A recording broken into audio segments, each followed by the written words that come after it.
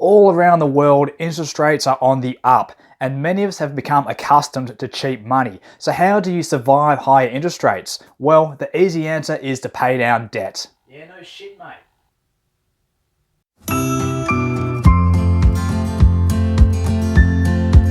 Yeah, no, but not all debt is created equal. You may have heard of the term good debt and bad debt. And in this video, we're going to take a look at some of the different kinds of debt and what you can do if you are concerned about interest rates going up and how it might affect the cost of living. In Australia, we just had our first rate hike since 2010. So that means that anyone who's bought their first home since then, which is a lot of people, have only ever known interest rates to go down. So that means a lot of people are in for a rude shock when the interest rate hiking cycle starts to take off. But it's not just mortgage holders that will be affected by higher interest rates. Anyone carrying debt on a variable rate or anyone taking out a new loan or refinancing will now have to fork out more in order to service that debt. And then it will start to flow through to the broader economy. With less cheap money around, businesses won't invest as much and they may be less inclined to take on new staff because their other running costs have gone up. The whole point of an interest rate hike is to slow down an economy that is at risk of overheating. And by overheating, we mean that inflation is starting to jump.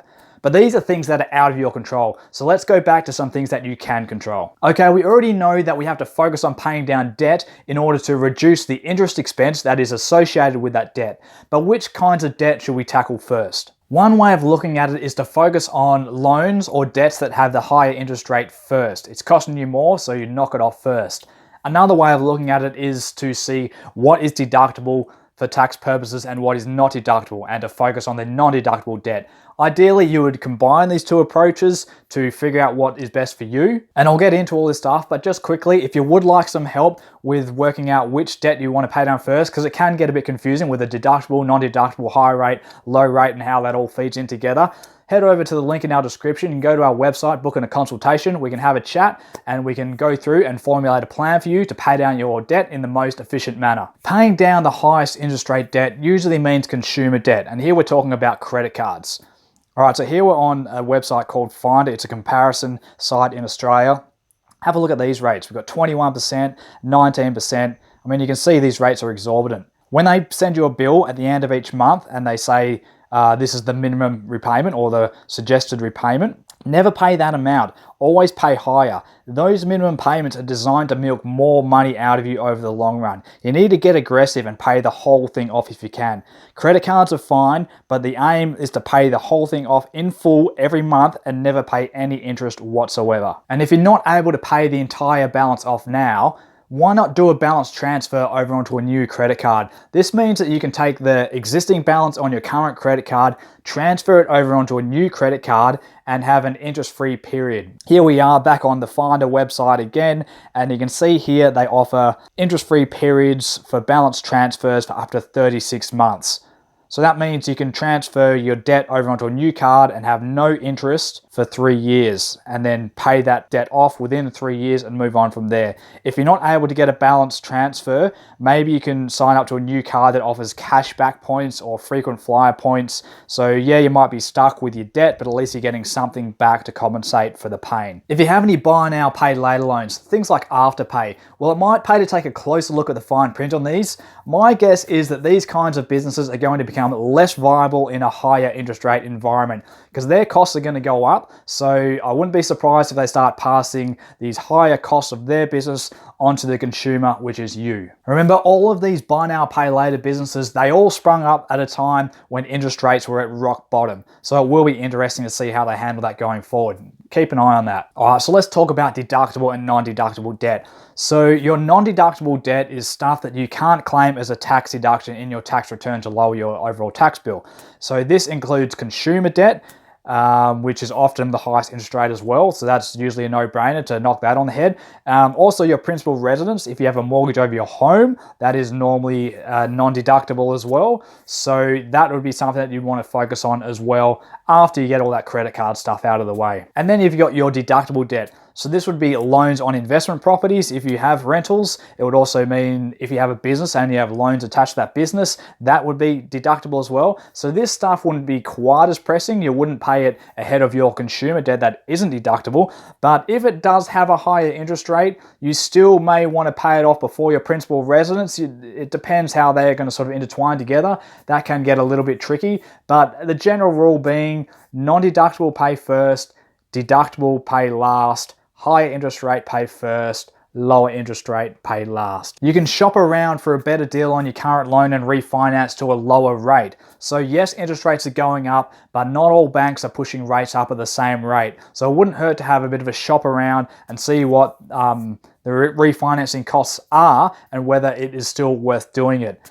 I also made a video about how to pay a mortgage off quicker than you otherwise would, or some little tricks to help you pay it off quicker. If you're interested in that, I'll put a link up above. You want to put off large purchases, or have a look at, do you really need this? Is it going to add value to your life? Apply that same methodology looking at discretionary purchases as well. If you don't really need it, if you can live without it for now, scrap it, get rid of it. Now is the time, if you haven't already, to really shore up your finances. Get those buffers in place because there's going to be more interest rates coming and things are going to get worse. So you want to have that money there to protect you when it does maybe get worse. Buy with cash only, or money you've actually got in your bank account only. Don't use credit cards. Don't use buy now, pay later. If you haven't got the money, don't buy it. Adopt an old school mentality. If you haven't got the money, then you probably can't afford it. You are the protector and the guardian of your bank account and also the debt levels of your loans. And you have to fiercely protect those debt levels and make sure they don't go up. Make sure they only go down. It needs to be a one-way street going down. So you're going to look to tighten your belt in general. Make some sacrifices now to set yourself up into the future. The whole mentality of, yeah, I can have whatever I want now, I'll just chuck it on the credit card, she'll be right, mate. That is really not a good attitude to have at this point in time, and it's really not a good attitude to have at all if you want to get ahead in your personal finances. It wouldn't be a bad thing altogether if we did give more consideration to how we're going to afford things and what we can and can't afford. If you have your grandparents with you, if you can talk to them, have a chat to them about how they managed their money back in the day, or any old people who were around back in the day. Have a chat to them and you might learn a thing or two. An emergency fund is important, even more so in uncertain times. But you don't want to hold too much cash in an account unless you're getting a good return. And by good return, I mean something that is at least earning higher than the inflation rate, which is easier said than done at the moment. But if you can do that, then do that. Or if you have an offset account that you can put against your mortgage, park all your spare cash in that, because at least you're going to be offsetting that interest on your mortgage and getting a higher rate in general. If you don't have access to an offset account, look around, shop around for a higher interest rate on your savings account. There will be less cheap money on offer, so they're going to become more competitive on interest rates for deposits. So pay attention to what's out there. Here we're back on the Finder website. We're looking at different savings accounts. You also want to be mindful of honeymoon rates.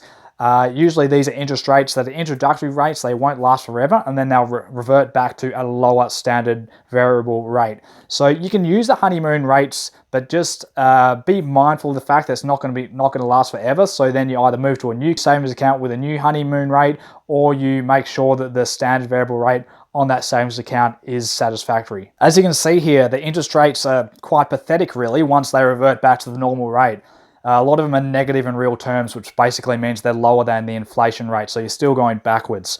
But keep an eye on this stuff because they should start to improve. And then you can look at the other side of the equation, being income. So in 2022, unemployment rates are close to all-time lows. So there's never been a better time to move into a new job, but this won't last forever. And businesses certainly will dial things back as interest rates go up and inflation goes up. So they're going to hire less. So that means unemployment is at an all-time low now, but it's not always going to be there. So there's a window of opportunity here to take advantage of that. There's a good opportunity here to move into a higher paid role if you were thinking about making a change.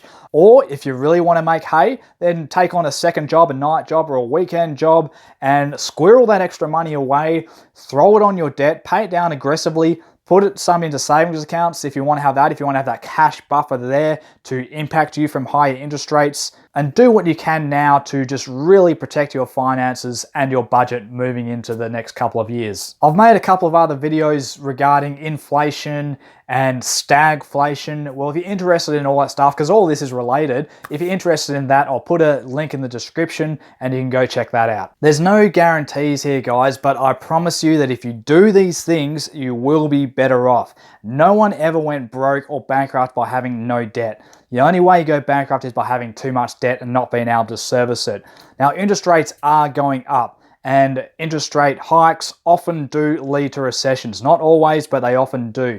Now, recessions are frankly, a necessary part of the business cycle. And we haven't had a real one for a while. And by real, I mean that one that is primarily driven by market forces. That hasn't happened since 2008. So it will come, the recession will come. You need to make sure you are prepared for it, and if you follow through some of these steps by paying down your debts, by not making extravagant purchases on things that you really don't need, cut all that stuff out, and if you take a disciplined approach to your finances, you will come out stronger. You will come out the other side of a possible recession.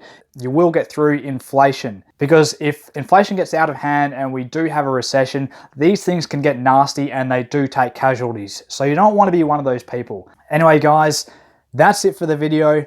Play it smart, be smart with your money, and good luck out there.